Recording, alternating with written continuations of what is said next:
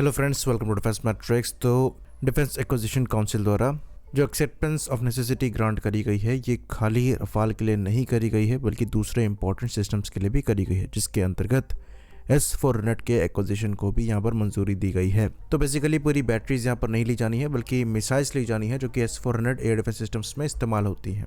तो करीबन 10,000 करोड़ हम स्पेंड करेंगे 288 मिसाइल्स को परचेज करने के लिए। तो बेसिकली जो मिसाइल्स हमने ऑप्शन 2 में इस्तेमाल करी हैं उनके रिप्लेनिशमेंट के लिए है, साथ में एक्स्ट्रा मिसाइल्स यहाँ पर हम स्टॉक के लिए ले रहे हैं।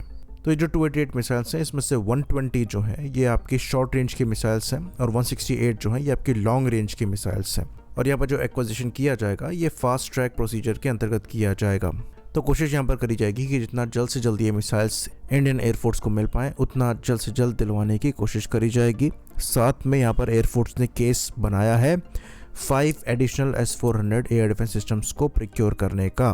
बाकी जो इनिशियली 5 S-400 के स्क्वाड्रन्स ऑर्डर किए गए थे उसमें से खाली 3 ही डिलीवर हुए हैं, 2 इस साल डिलीवर होने हैं जो कि जून और नवंबर तक आएंगे। तो 5 एडिशनल जो S-400 के स्क्वाड्रन्स हैं इनको लेकर पहले से चर्चा चल रही है और पहले भी हमने रिपोर्ट किया है कि एयरफोर्स इनके नंबर्स बढ़ाने पर विचार कर रही है।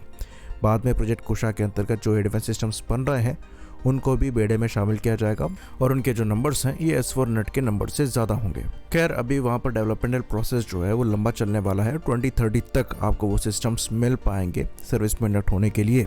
तो उसके बीच में इंटरिम सॉल्यूशन के तौर पर S-400 को देखा जा रहा है। खासकर ऑप्शन 2 की सक्सेस के बाद एयरफोर्स का कॉन्फिडेंस इस एयर डिफेंस सिस्टम पर बढ़ा है। इवन लोकल MRO की बात चल रही है इन एयर डिफेंस सिस्टम्स की और कहीं कहीं पर चर्चा इनके लोकल मैन्युफैक्चरिंग की भी चल रही है।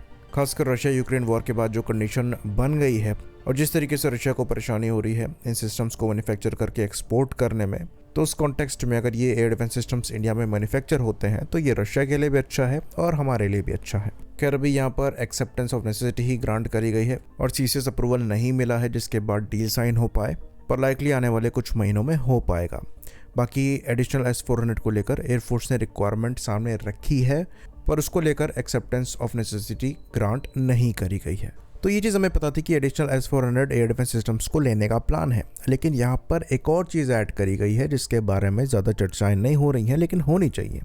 तो यहाँ पर मेंशन किया गया है कि एयरफोर्स ने S-400 के साथ साथ पेंसर एयर डिफेंस सिस्टम्स के प्रोक्योरमेंट को लेकर भी इंटरेस्ट दिखाया है और ये इंटरेस्टिंग हो जाता है। लाइकली ये एयर डिफेंस सिस्टम्स S-400 के around as a last line of defence इस्तेमाल किए जा सकते हैं, जैसे कि रशिया द्वारा किया जा रहा है। ये ड्रोन्स के अगेंस्ट में इस्तेमाल किए जा सकते हैं क्योंकि S-400 वैसे ही काफ़ी एक्सपेंसिव एयर डिफेंस सिस्टम है और अगर किसी तरीके से UAVs वहाँ पहुँच जाते हैं तो इन मिसाइल्स को आप इस्तेमाल नहीं करेंगे ड्रोन्स को डिस्ट्रॉय करने के लिए, तो मोस्ट लाइकली पेंसर जैसे short range air defence systems को देखा जा रहा है इन्हें प्रोटेक्ट करने के लिए।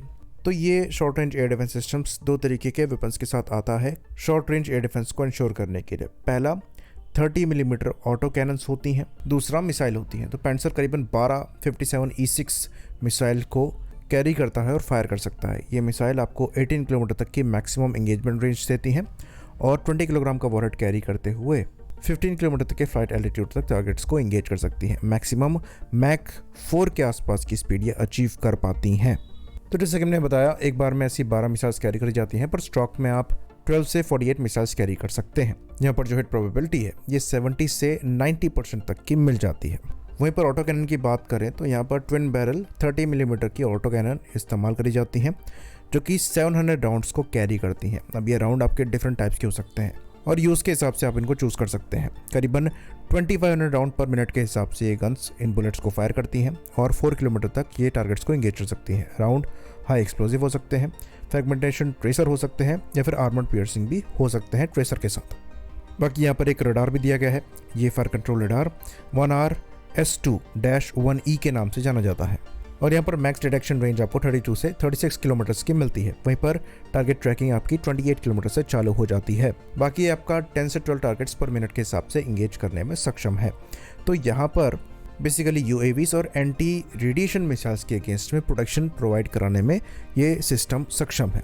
तो S-400 को सबसे ज़्यादा खतरा एंटी रेडिएशन मिसाइल से ही है और क्योंकि पेंसर एक मोबाइल सिस्टम है और S-400 भी एक मोबाइल सिस्टम है तो कंपैटिबिलिटी ज़्यादा बेहतर हो पाती है और शायद इसलिए एयरफोर्स पेंसर के एक्विजिशन को पिच कर रही है। अब यहाँ पर सवाल इसलिए उठ रहे हैं क्योंकि पहले भी आर्मी की रिक्वायरमेंट ऐसी एयर डिफेंस सिस्टम्स की थी जिसके अंतर्गत पैंसर के बजाय आर्मी की चॉइस साउथ कोरियन K-30 भी होता। साथ में हम दूसरे एयर डिफेंस सिस्टम्स भी बना रहे हैं जो कि शॉर्ट रेंज एयर डिफेंस वैसे ही प्रोवाइड कराने में सक्षम है, जैसे कि आपकी आकाश मिसाइल्स हो गई और फिर QRSAM।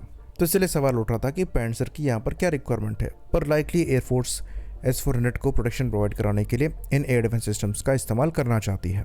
खैर, अगर आप पैंसर की बात करेंगे तो इस कैटेगरी में कोई भी एयर डिफेंस सिस्टम हमारे पास नहीं है, क्योंकि K-30 को लोकली प्रोड्यूस करने का प्लान था पर उसके साथ हम आगे नहीं बढ़े। तो अगर एयरफोर्स इस कैटेगरी में इन एयर डिफेंस सिस्टम्स को लेना चाहती है तो इंडिजिनस कोई ऑल्टरनेटिव है नहीं, तो वो डेफिनेटली इसके साथ आगे बढ़ सकते हैं। आई होप इन्फॉर्मेशन यहाँ पर क्लियर रही हो। इसी बात पर इस वीडियो को हम खत्म करेंगे। लाइक करिए, सब्सक्राइब करिए। जय हिंद।